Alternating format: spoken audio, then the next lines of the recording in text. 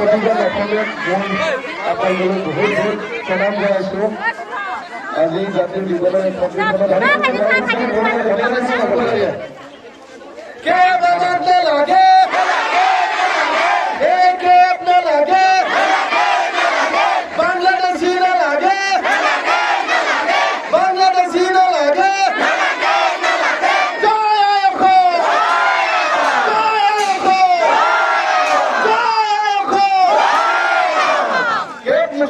নালাগে, আমাক কোনো ধৰণৰ বাংলাদেশী মানুহ নালাগে, বাংলাদেশী হিন্দু হওক, বাংলাদেশী মুছলমান সম্প্ৰদায়ৰ কোনোবা হওক, মুঠৰে বাংলাদেশী নালাগে, বাংলাদেশী নালাগে,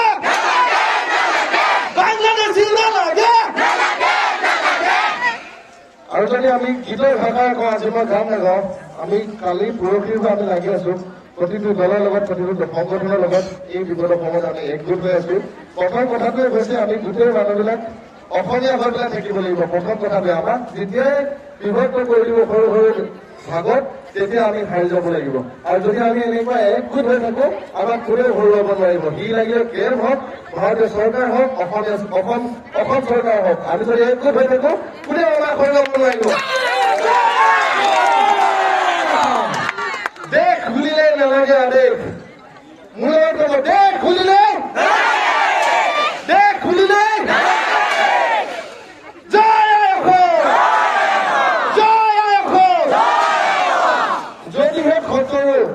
ভাৱনা কৰিছ কচু কটা দিমে গৈ জয় অসম।